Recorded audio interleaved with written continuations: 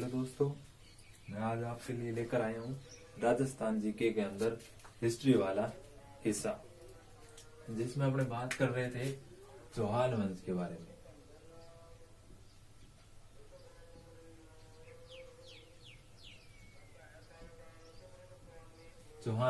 चौहान वंश की अपनों ने बात कर ली थी। इसके अंदर पहला आ रहा था आपका जालोर वंश।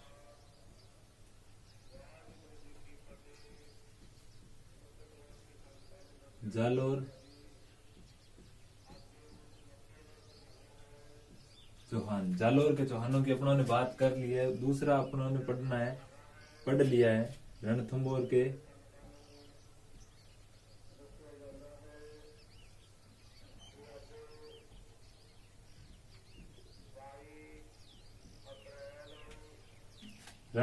के चौहान।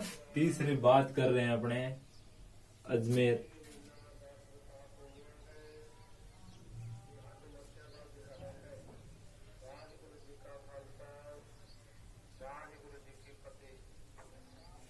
अजमेर के चौहान। आज अपने बात करेंगे इसके बारे में। उसके बाद आएगा नाडोल के चौहान।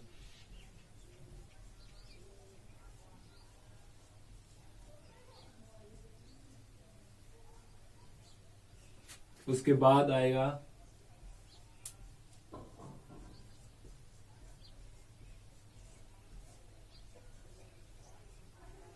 सिरोही के चौहान। उसके बाद लास्ट बात करेंगे वो आएगा हाड़ौती के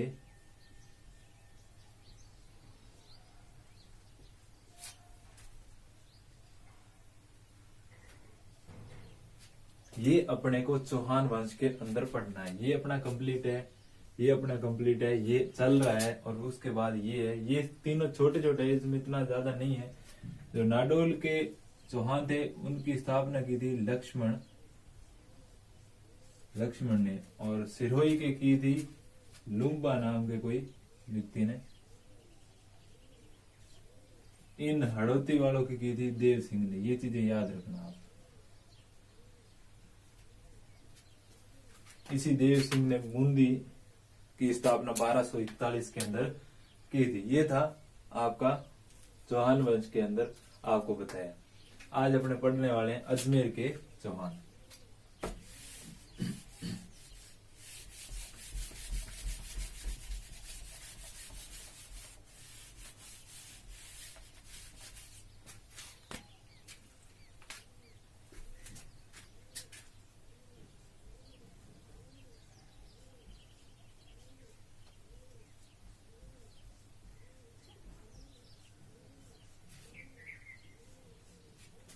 अजमेर के चौहान, मतलब मैंने शॉर्ट में लिखा है अजमेर चौहान। इनके अंदर पहला उन्होंने पढ़ा था वासुदेव चौहान के बारे में, जो इस अजमेर के चौहानों की स्थापना करता है 551 ईस्वी के अंदर। 551 ईस्वी के अंदर वासुदेव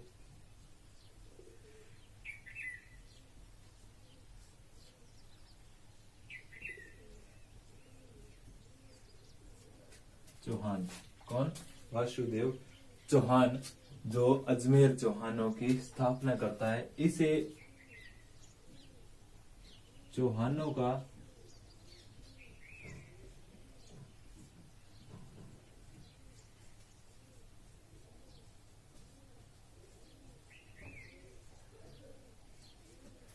इस वासुदेव चौहान को चौहानों का आदि पुरुष कहा जाता है। ये बात अपने को याद रखनी है।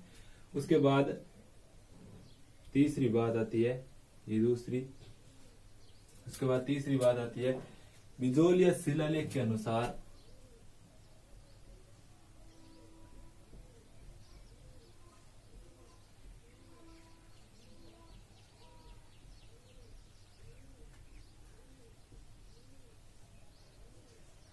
इस बिजोलिया शिलालेख के अनुसार जो वासुदेव चौहान था, इस वासुदेव चौहान ने सांबर झील का क्या करवाया था? निर्माण।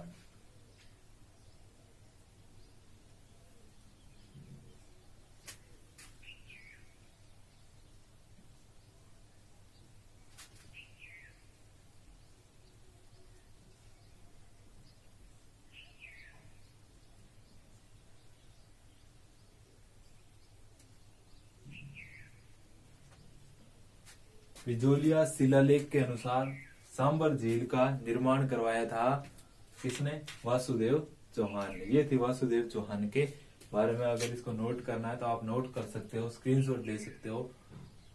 उसके बाद अब अगला नेक्स्ट पढ़ने वाले हैं।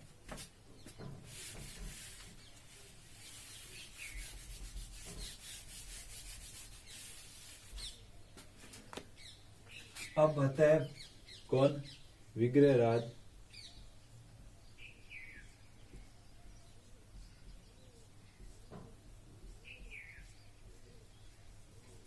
सेकंड। इस विग्रहराज सेकंड का क्या काम था? ये आरंभ में प्रतापी शासक था।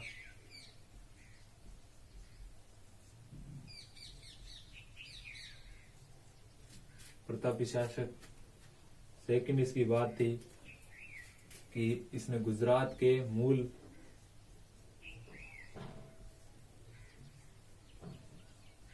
राज को हराया था। ये गुजरात के मूल राज को हराया। और विग्रह राज की जो जानकारी मिलती है वो किस अभिलेख से मिलती है? हर्ष अभिलेख, जो कहाँ है? जीर्ण माता सिक्कर के अंदर है। ये चीजें इस विग्रह राज सेकंड के बारे में। नेक्स्ट आता है अजय राज, जो उन्होंने कल भी पढ़ा था।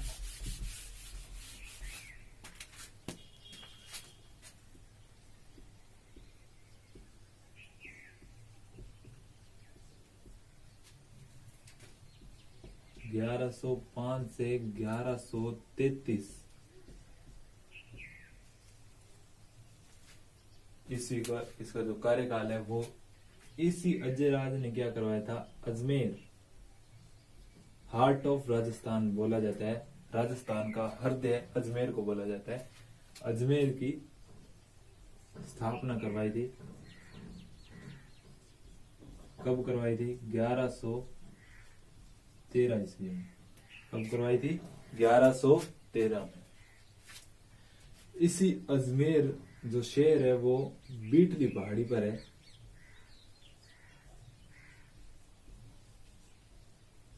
इसी बीटली पहाड़ी पर अजय मेरू दुर्ग भी है।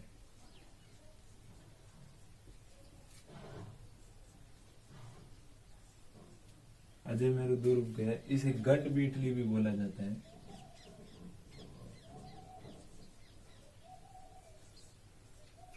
इसी अजय मेरू दुर्ग को गढ़ मीटली दुर्ग भी बोला जाता है और राजस्थान का जिब्राल्टर भी बोला जाता है।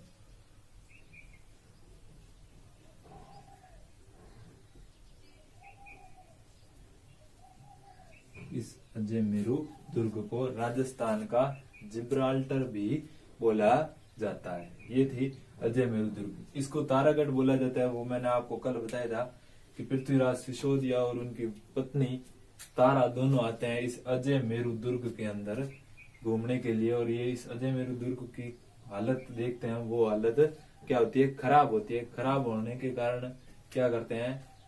उनकी पत्नी पृथ्वीराज सिसोदिया को कहती है कि यहाँ आप इसकी क्या करवा दो? मरम्मत करवा दो। मरम्मत करवाने के बाद पृथ्वीराज सिसोदिया ने इस अजय मेरू दुर्ग का नाम अपनी पत्नी के नाम पर तारागढ़ रख देता है।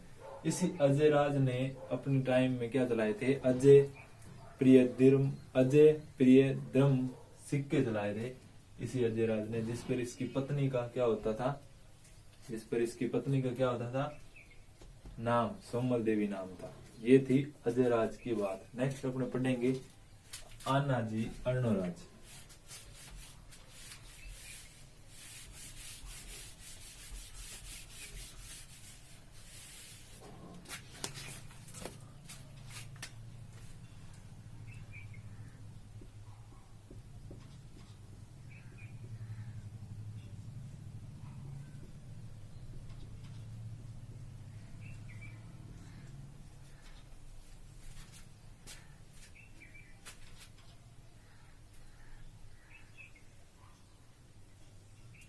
(1133 से 1155 तक इनका जो कार्यकाल है वो ये है। इन्होंने क्या किया था? पहली बात इन्होंने किया था अन्ना सागर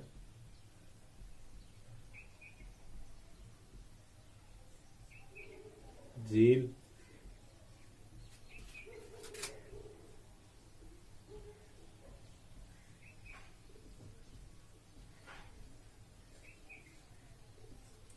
अन्ना सागर झील जो अजमेर में, उसका क्या करवाया था? निर्माण।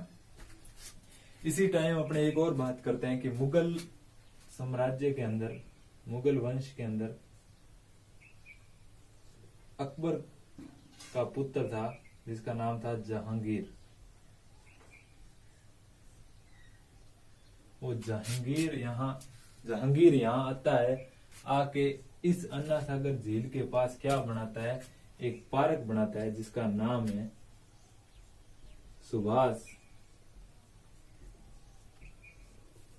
उद्यान। इसी को बोलते हैं दौलत बाग भी।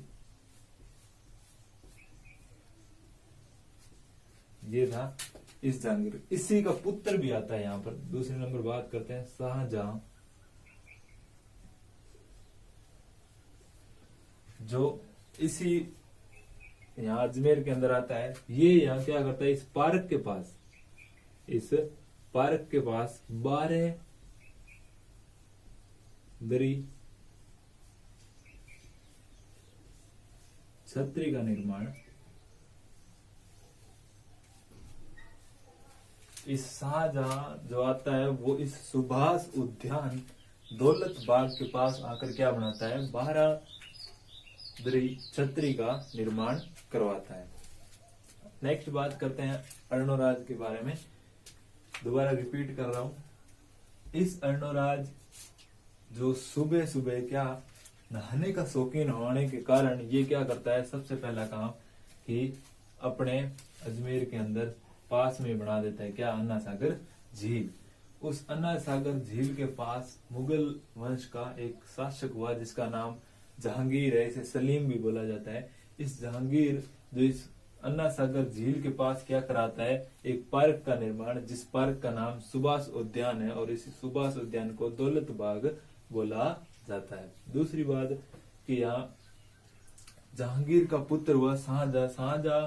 जहांगीर इसको बोलता है शाहजहां को कि भाई मैं वहां जाके ये बना के आया हूँ। तो शाहजहां सोचता है मैं भी जाके वहां कुछ न कुछ बना के आऊं। तो ये फिर आता है उसके बाद 12 दरी छतरी का निर्माण करके चला जाता है। नेक्स्ट अपने बात करते हैं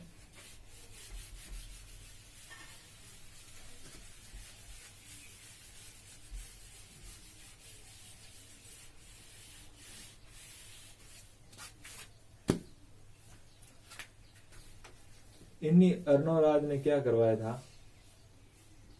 चौथा पॉइंट है, इन्हीं अर्णोराज ने करवाया था वराह मंदिर।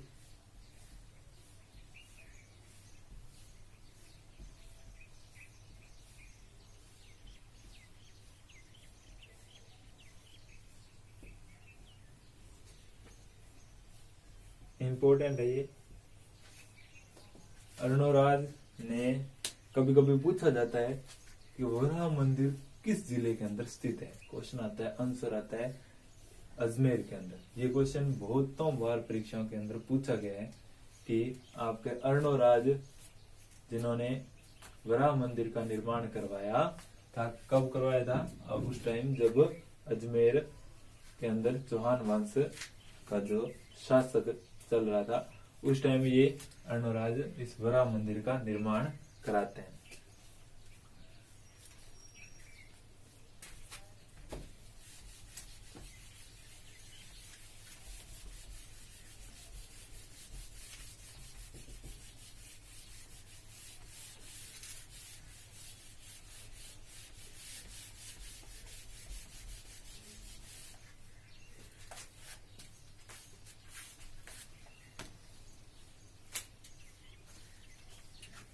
नेक्स्ट आता है विग्रह राज।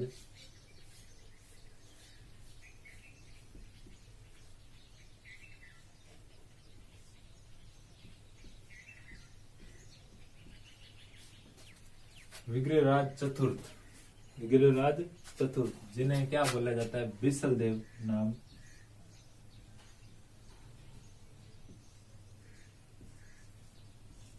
बिसल देव भी इन्हीं को बोला जाता है। पहली बात, इनके जो शासन काल को क्या बोलते हैं?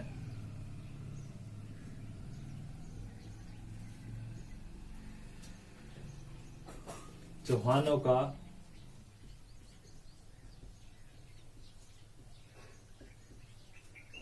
स्वर्ण काल। दूसरी बात, इन्हीं विग्रहराज ने इनका जो उस टाइम का जो ये इनकी शक्तिशाली वीरता और साहस के कारण इन्होंने क्या किया कि दिल्ली तक अपना साम्राज्य विस्तार, दिल्ली तक साम्राज्य विस्तार किया। किनको हराकर? तंवर शासकों को हरा के। नेक्स्ट इनकी बात करते हैं तो इन्हें एक उपाधि दी गई है कवि बांधव की। कवि बांधव या कट्टी बांधव, ये दोनों चीजें इसमें पूछी जाती है। कवि बांधव इंपॉर्टेंट है, ये इंपॉर्टेंट है और पहला इंपॉर्टेंट है। शासनकाल को चौहानों का स्वर्ण काल बोला जाता है। कवि बांधव की उपाधि दी। नेक्स्ट अपने बात करते हैं विग्रहराज सेकंड फोर्थ के बारे में।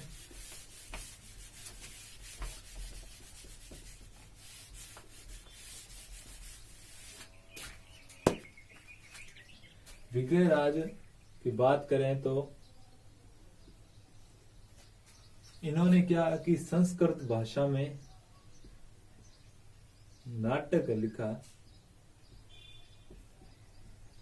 जिनका नाम है हरि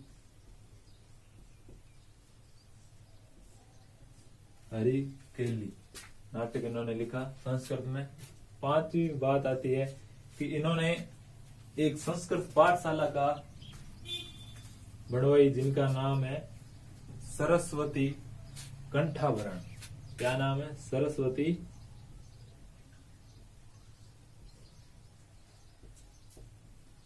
कंठाभरण।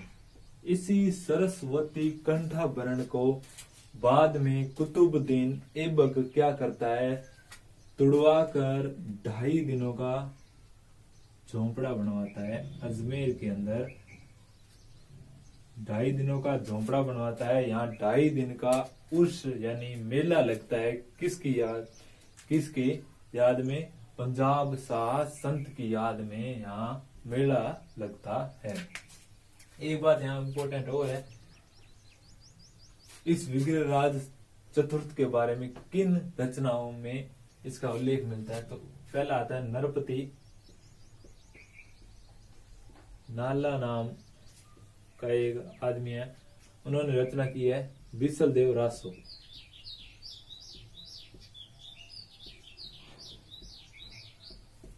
विसलदेव रासो। दूसरी बात आती है यहाँ पे सोमदेव नाम है उनका, इन्होंने किया है ललित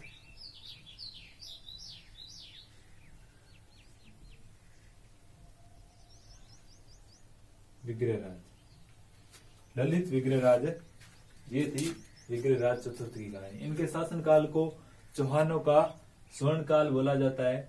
दूसरी बात कि इन्होंने दिल्ली तक साम्राज्य विस्तार किया। तीसरी बात यहाँ आती है कि विग्रहराज चतुर्थ को कवि बांधव या कट्टी बांधव भी बोला जाता है। और नेक्स्ट बात आती है, इन्होंने एक संस्कृत नाटक रचित किया जिनका नाम आता है क्या? हरिकेली। उसके बाद सरस्वती कंठाभरण नाम की एक संस्कृत पाठशाला खोली जिसको कुतुबुद्दीन ऐबक ने 2.5 दिनों का, जिसको तुड़वा कर 2.5 दिनों का झोंपड़ा बनवाया है। यहाँ 2.5 दिनों का एक उर्स या मेला लगता है जो किसकी याद में लगता है? पंजाब शाह संत की याद में लगता है। इनकी जो विग्रहराज चतुर्थ की जो जानकारी मिलती है वो 2 रचनाओं से मिलती है। पहला है विसलदेव रासो जिनके रचयिता नरपति नाला है, और ललित विग्रहराज के रचयिता कौन है? सोमदेव। एक क्वेश्चन पूछ रहा हूं आपसे कि हमीर महाकाव्य के रचयिता कौन है। आपको कमेंट करके बताना है कि हमीर महाकाव्य, मैंने क्वेश्चन करवा चुका हूँ ये, हमीर महाकाव्य के रचयिता कौन है। कमेंट करके आपको इसका आंसर बताना है। मैं देखना चाहता हूँ कि आप मेरे नोट्स या मेरी क्लास से कितना कुछ सीखते हैं। मैं ज्यादा नहीं आपसे पूछना चाहता, ये इंपॉर्टेंट बात है, क्वेश्चन पूछा जाता है इसलिए मैं पूछ रहा हूँ। ये था विग्रहराज चतुर्थ। आगे आएगा पृथ्वीराज चौहान थर्ड।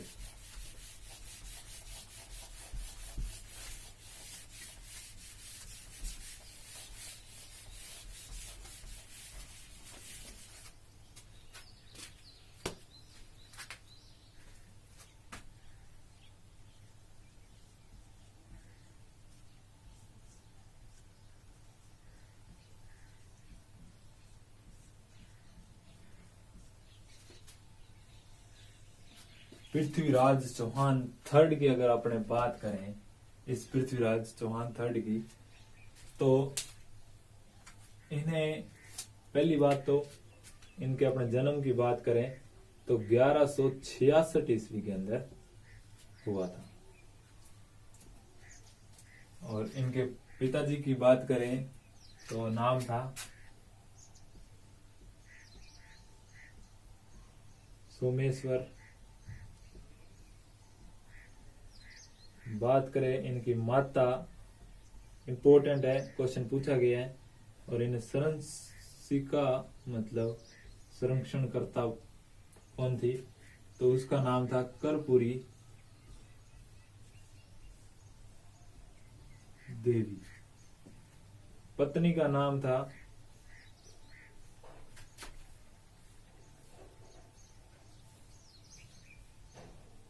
संयोगिता। क्या नाम था? संयोगिता। कन्नौज के जयचंद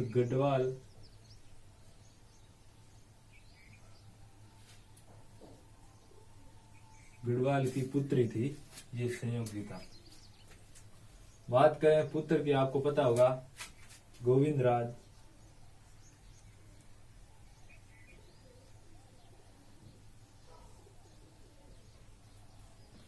गोविंदराज, इनके दो उपनाम है, वो अपन डिस्कस करते हैं, इंपॉर्टेंट है, पूछे गए हैं। पहला है राय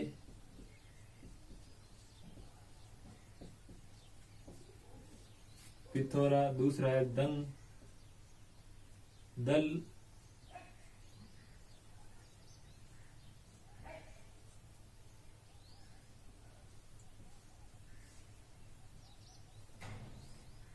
दल पंगुल। राय पिथौरा दल पंगुल इस पृथ्वीराज चौहान के क्या है? उपनाम है। एक बात अपने और करते हैं, इनके जो दरबारी कवि थे उनके बारे में जो थे। पहला आता है चंद्रप्रदायी, जिन्होंने पृथ्वीराज राजसों की रचना की है। दूसरा आता है जयानक, पृथ्वीराज विजय की इन्होंने रचना की है। अगला आता है वागीश्वर। पांचवा आता है विद्यापति गौड़।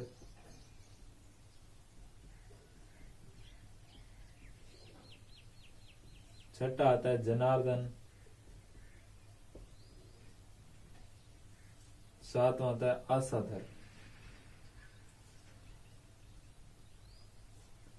कभी कभी क्वेश्चन ऐसे पूछा जाता है कि इनमें से कौन पृथ्वीराज चौहान का दरबारी कवि नहीं है, तो तीन ये ऑप्शन दे देता है, एक ऐसा ऑप्शन देता है जो इनमें से कोई नहीं होता है। तो ऐसे क्वेश्चन के लिए मैं ये भी बता रहा हूँ, चंद्रप्रदायी इनका दरबारी कवि, जयानक, वागीश्वर, विद्यापति गौड़, जनार्दन, आसाधर, ये नाम इंपॉर्टेंट है, याद रखना आपको। ये थी आज की क्लास दोस्तों। मैंने आपको बताया विग्रहराज चतुर्थ के बारे में और साथ के साथ पृथ्वीराज चौहान के बारे में और एक अर्णोराज के बारे में सामान्य जानकारी। अगर कोई थोड़ी बहुत रहती है इनके बारे में जानकारी तो अपने इसके बारे में कल डिस्कस करेंगे। कोशिश मैंने यही की है कि मैंने पूरा करवाया, लेकिन बाई चांस कुछ बीच में से मिस्टेक से रह जाता है तो वो अपने कल डिस्कस कर लेंगे। और इसका आपको पीडीएफ अपने टेलीग्राम चैनल पर मिल जाएगा। चैनल को, इस चैनल के अंदर जितने भी मतलब सूचना है वो इसके व्हाट्सएप ग्रुप और टेलीग्राम चैनल पर मिल जाएगा, जिसका लिंक अपने डिस्क्रिप्शन के अंदर दिया गया है, उसके अंदर आप चेक कर लीजिएगा। ये था आज की क्लास का जिक्र। आगे मिलते हैं नेक्स्ट क्लास के अंदर।